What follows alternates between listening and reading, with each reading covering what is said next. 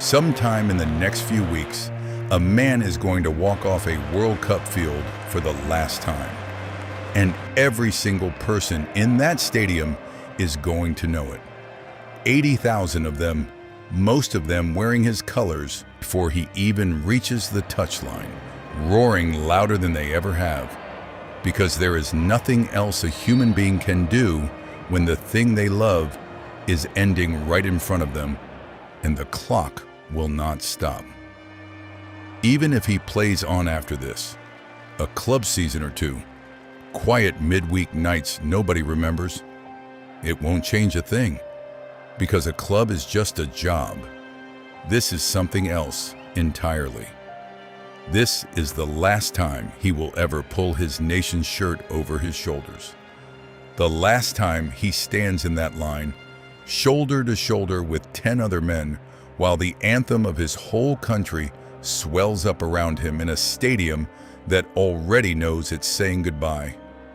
The last time an entire nation lays itself across one man's back and begs him to carry all of it one more time. After this, neither of them ever does that again. And a whole generation walks off with them. They know it. He knows it. And wherever on earth you happen to be watching this from, and you could be almost anywhere, because these two were never the property of one country. They belonged to all of us. You already know exactly who I'm talking about. You don't even need the full names. You've seen the faces 1,000 times, on jerseys in cities you will never visit, on painted walls, on the backs of kids who weren't even born when it all started.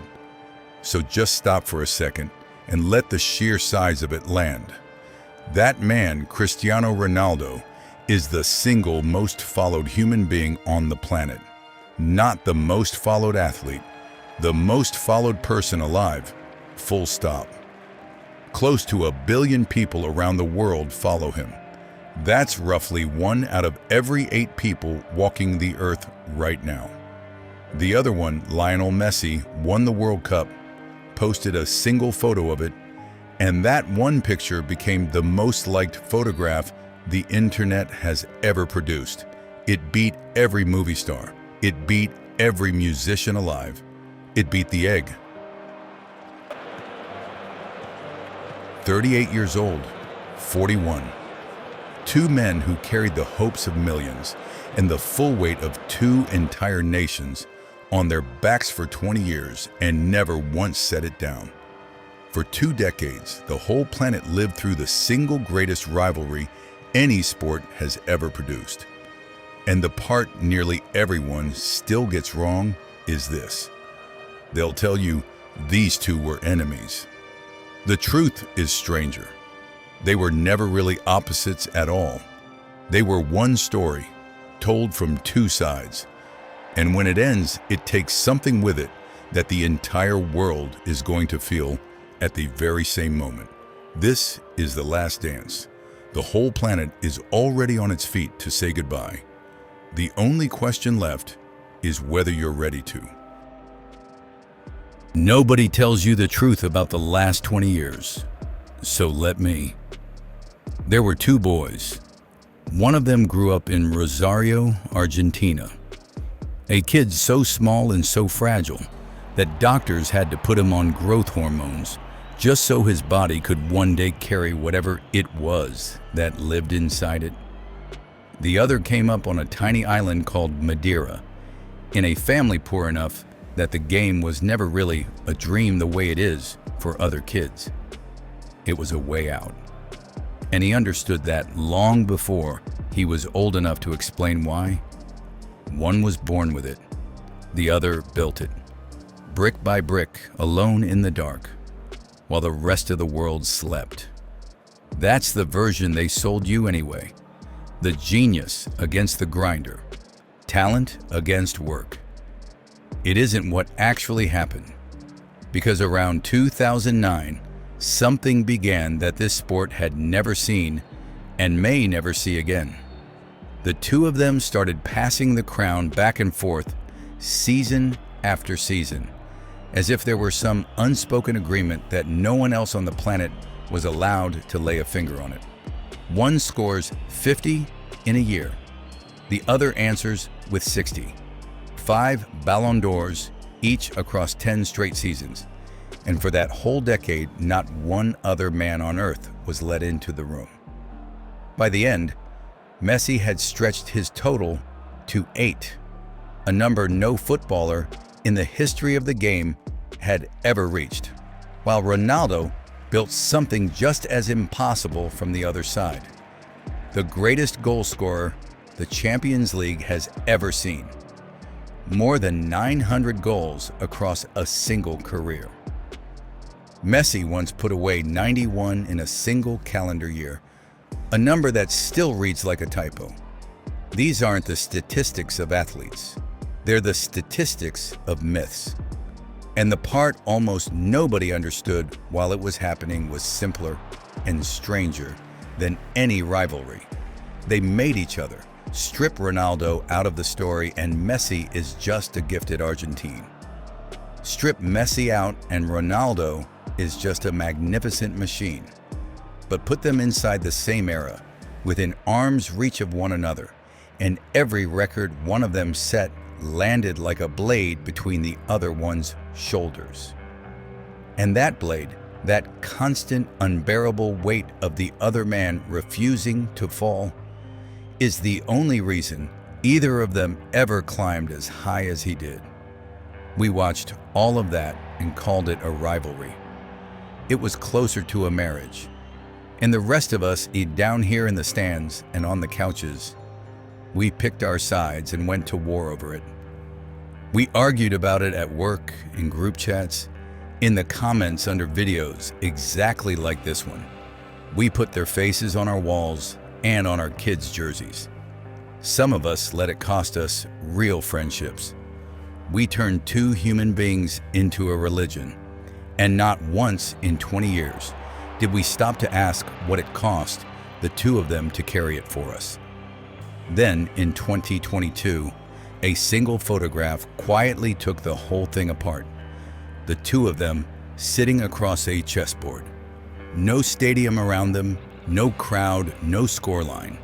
Just 2 aging kings, finally on the same side of the table, looking down at a game that neither one of them was really there to play. It became one of the most shared images in the history of the sport. And for the first time in 20 years, nobody was arguing about anything. Because deep down, looking at it, we all finally admitted the thing we'd spent 2 decades refusing to say out loud. But that picture wasn't the ending. It was the warning. Because what happens after the 2 kings sit down is the part not one of us is ready for. What we finally understood, staring at that chessboard, was the one thing we'd spent 20 years running from.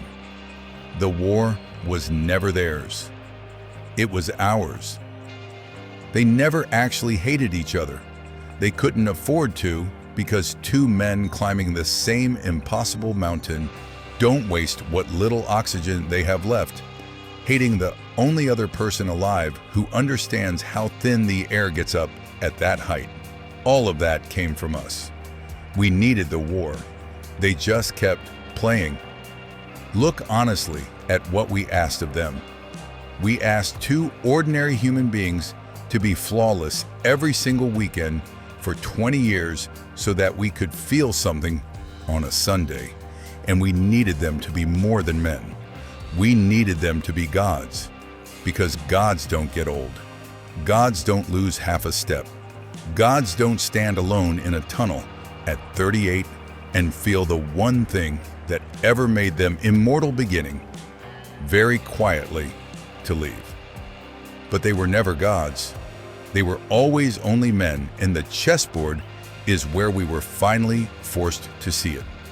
2 tired guys with lines around their eyes, sitting down because sooner or later, every king has to sit down. And this is the moment the story stops being about them. If you've been watching since the very beginning, since 2005, 2006, Then sit for a second and do the quiet math on your own life. You were young when this started, a teenager maybe, or somewhere in your 20s with the whole thing still stretched out ahead of you. And you watched those first impossible goals in a living room that probably doesn't even exist anymore, surrounded by people who aren't all still around to watch the end of it with you. And now, here you are, heavier than you were, quieter than you were, a job, a mortgage, kids of your own asleep down the hall, a knee that started giving you its honest opinion every time it rains. And those two men, the two who were never supposed to age, are walking off the field at the exact moment you've started to hear your own clock, the one that's been running quietly underneath all of it the entire time. Nobody ever says this part out loud at the funeral of an era. When your heroes finally get old, it isn't really them you're grieving. It's you. Their ending is your youth ending. The final whistle on The Last Dance is the final whistle on whatever version of you still believed, without ever quite admitting it, that certain things just go on forever. And the legacy? It was never the trophies. It was this.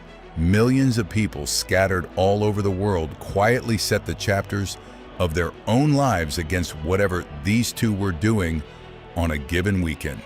Your first real job, the day you got married, the night your first child came into the world. Somewhere behind every one of those moments, one of them was scoring. They didn't just play during your life, they kept time for it. And yet none of it is over. Not quite. There's one more whistle left to blow. And the cruelest detail of all is that these two aren't even walking towards the same ending. One of them already has his. In 2022, Messi finally lifted the World Cup, the one trophy that had run from him his entire life. And you could watch 20 years of weight leave his body in a single breath. The other has never touched it, not once, in over 2 decades of trying. And this is the last time the game will ever let him reach for it. What these two men do in this final World Cup, how the whole thing actually ends, is going to decide the way an entire generation remembers being young. If you've made it this far, you already feel it. That quiet ache that doesn't have a name yet. That's exactly why I want you to subscribe and stay with us all the way to the final whistle. And tell me in the comments, which one was yours? Now, back to it.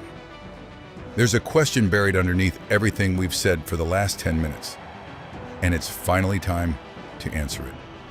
What actually happens when the greatest era this sport has ever produced comes to an end? For 20 years, we argued about which of them was better, and the entire time, without ever realizing it, we were asking completely the wrong question. It was never Messi or Ronaldo. The real question was whether you understood what you were lucky enough to be looking at.